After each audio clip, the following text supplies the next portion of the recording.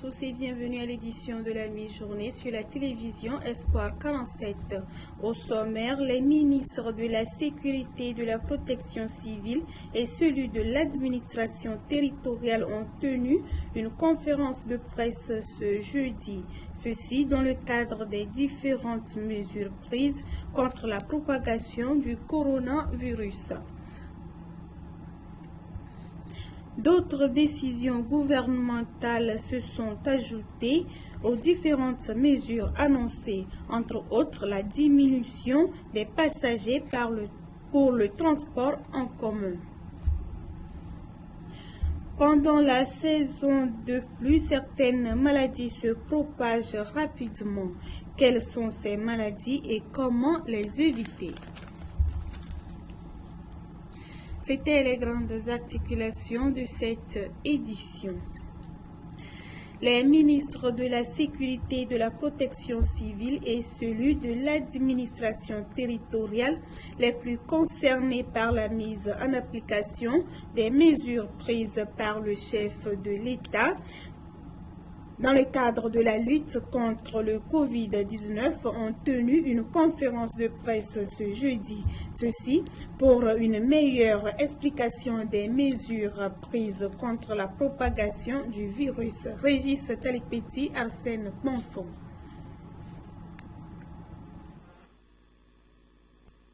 La mise en application du couvre-feu décrété par le président de la République et ses éventuels allègements. Ce sont entre autres informations apportées par le ministre de la Sécurité et de la Protection civile, Yakdam Han, au cours de cette conférence de presse à son cabinet ce jeudi. Une mesure qui rentre dans le cadre de la lutte contre le coronavirus engagée par les autorités togolaises. Le couvre-feu part de 20h à 6h le matin, 20h du soir à 6h le matin. Si je veux m'expliquer, c'est-à-dire, au cours de cette période de 20h le soir à 6h, tous les Togolais qui ne sont pas autorisés à être au dehors sont censés être à leur domicile. Et si vous avez un cas, une détresse, il y a les numéros qu'il faut appeler pour faire face à cette pandémie. Il y a le numéro vert 111, les mesures que le gouvernement, avec le président de la République en tête, a prise, c'est pour nous amener à limiter l'extension, la propagation de cette pandémie. C'est que le Togolais par nature est discipliné. Il comprend vite et il est, comme quelqu'un disait, il est légaliste. L'autorité a pris les mesures, tout le monde s'exécute.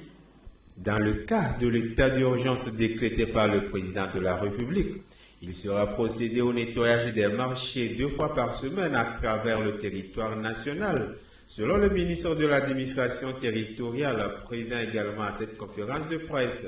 Nous avons de nouvelles mesures qui vont s'appliquer dans les tout prochains jours. Il y aura le nettoyage des marchés. Le nettoyage des marchés se fera de 2 façons.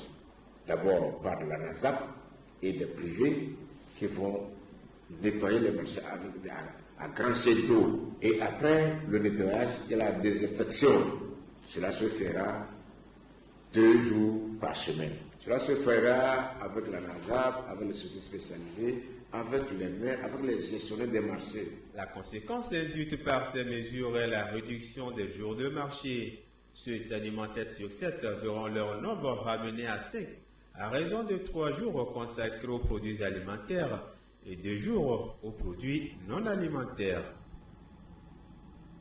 Le chef de l'État, dans son allocution le 1er avril, a décrété l'état d'urgence sanitaire au Togo pour une période de 3 mois et a mis en place un couvre-feu qui est entré en vigueur depuis le 2 avril. Nous retrouvons Régis Talikpeti et Arsène Bonfon. De 20h à 6h, tous ceux qui vivent à Lomé devraient rester chez eux. Ainsi en ont décidé les autorités togolaises dans la lutte contre la pandémie du coronavirus. Le président de la République, Faure Sozemdania Singbe, lors de son discours à la nation le 1er avril, a mis l'accent sur le bien fondé de ce couvre-feu. Face à la gravité de la situation et en conformité avec les dispositions constitutionnelles, je décrète l'état d'urgence sanitaire au Togo pour une période de 3 mois. L'état d'urgence nous permettra d'adopter des mesures exceptionnelles de riposte sanitaire et de police générale qu'imposent les circonstances actuelles. Un couvre-feu sera mis en place à compter du 2 avril 2020, et ce, jusqu'à nouvel ordre. Il est par ailleurs créé par décret une force spéciale anti-pandémie composée de 5000 hommes qui sera chargée de veiller au respect des décisions prises dans le cadre de la lutte contre le Covid-19. Cette mesure, les habitants de la capitale l'ont bien respectée, comprenant son bien fondé. Juste, on les a donné des consignes de 19h ou 20h à 6h du matin que de ne plus sortir. Maintenant, après les heures là, dans la journée, on peut sortir. Le couvre-feu, c'est de 20h à 6h du matin et les gens l'ont respecté. Mais toutefois, les inquiétudes quant à la survie pendant cette période ont été exprimées par les uns et les autres. Pour les chiffres liés à cette pandémie du coronavirus, le Togo à la date de ce 3 avril est à 40 cas positifs, 20 cas actifs, 17 cas ont retrouvé guérison et malheureusement 3 décès. Un décès supplémentaire s'est ajouté ces dernières 24 heures aux 2 autres précédemment enregistrés. Toujours dans la lutte contre la pandémie Covid-19, de nouvelles dispositions sont prises pour le transport commun au Togo. Les détails avec Brigitte Bayakassang et Arsène Ponfon. Le combat contre la propagation du coronavirus au Togo se poursuit. Après les 9 mesures prises le mois dernier par le gouvernement en ce qui concerne le Covid-19, des mesures supplémentaires viennent s'ajouter aux précédentes. Il s'agit en effet de la limitation du nombre de passagers dans les transports en commun. Mais de quoi il s'agit concrètement? Dans les Sotrales, on est passé de 100 places à 30 passagers. Pour les taxis de ville de 5 places que vous connaissez, c'est passé à 3 passagers plus le chauffeur. C'est-à-dire que dans le taxi, il y aura en tout et pour tout 4 personnes, 2 devant, 2 derrière, et tous munis, protégés de babettes. Et le nombre des passagers dans les bus de 9 places est limité à 5 passagers, y compris le chauffeur. Donc au total, il y aura 6 dans le bus de 9 places.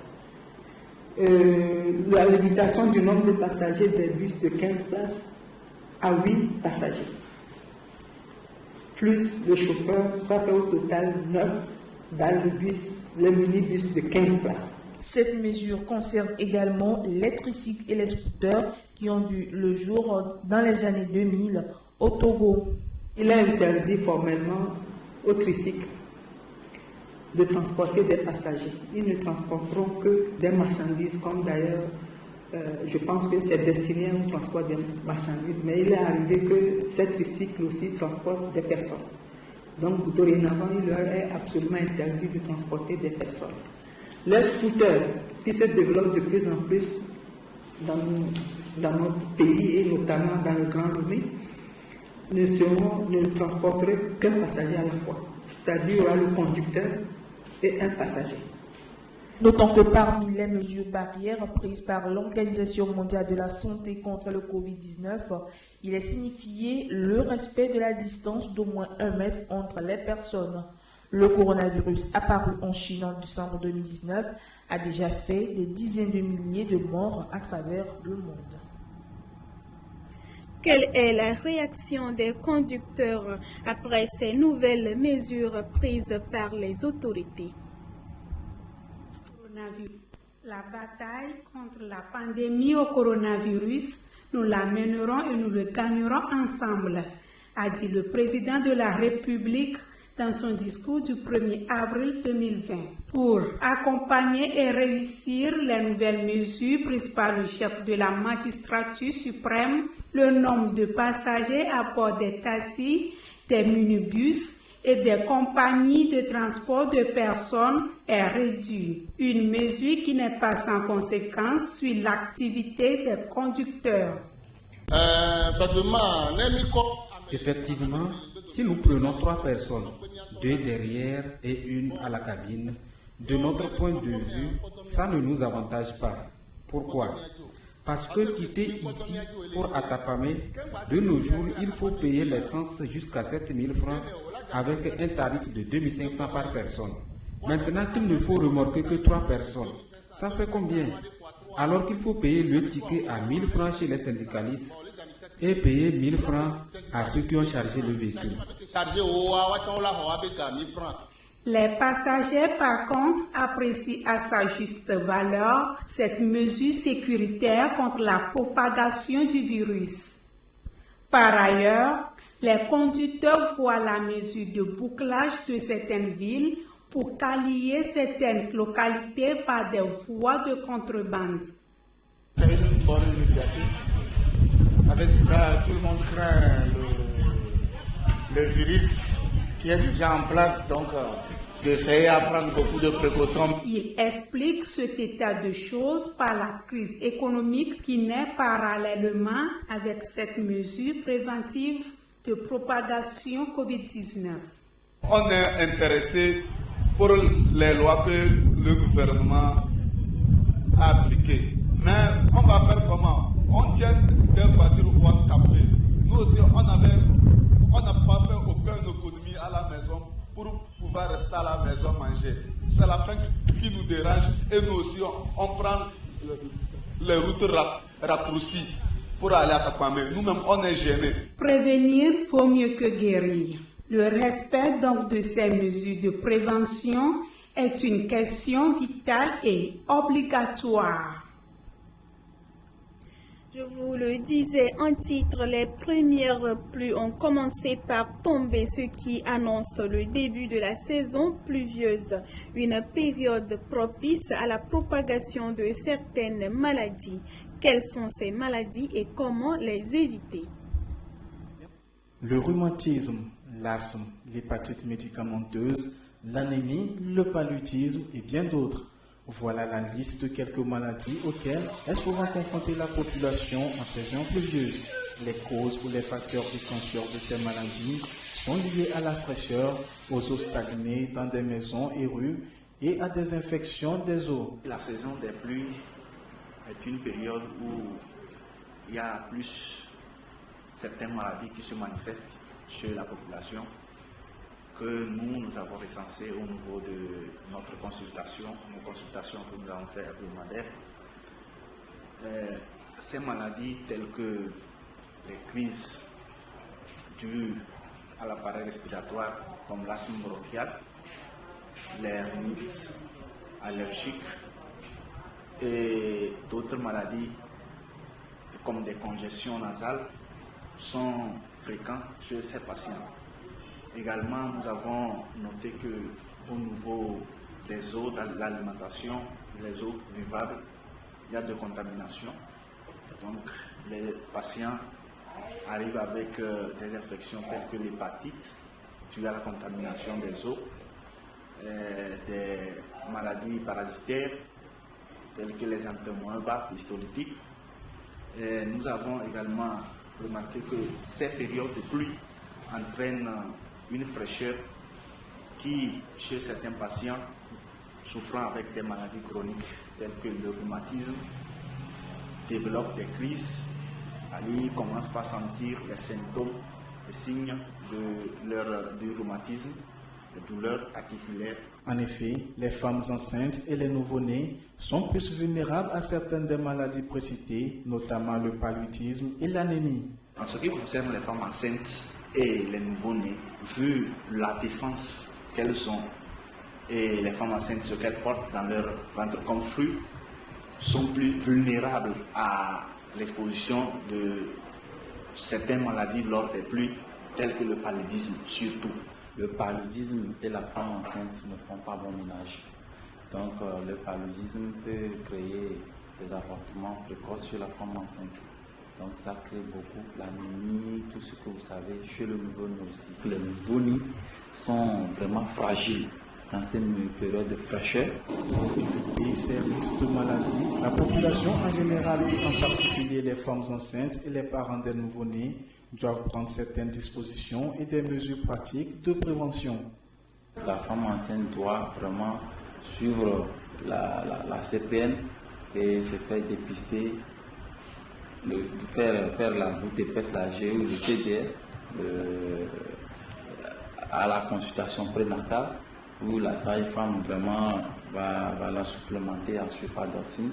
C'est la molécule d'antipalus que les femmes enceintes prennent à la CPN pour pouvoir protéger son enfant et elle-même au cours de sa grossesse. Il faut couvrir ces nouveau-nés, il faut lutter contre l'hypothermie, c'est-à-dire la fraîcheur. Chez ces nouveau-nés, il faut les couvrir, il faut bien les porter, vous les habiller des pulls verts, des bonnets, et voilà, vous évitez beaucoup de choses chez ces nouveau-nés. Prendre des mesures d'hygiène, détruire les gîtes larvaires autour de nous, et verser aussi souvent des pétroles dans les eaux qui sont stagnées autour de nous. Vous n'êtes pas sans savoir que dans cette période, il y a beaucoup d'eau qui sont stagnées sur les routes, un peu autour des maisons. Et ces eaux constituent des gîtes larvaires pour les moustiques. C'est là où se développent les larves des moustiques. Donc du coup, il faut prendre des mesures pour détruire ces gîtes larvaires et dormir sous moustiquaire. En ce qui concerne des personnes déjà atteintes, ces dernières doivent se rendre au centre de santé pour se faire consulter et être prises en charge.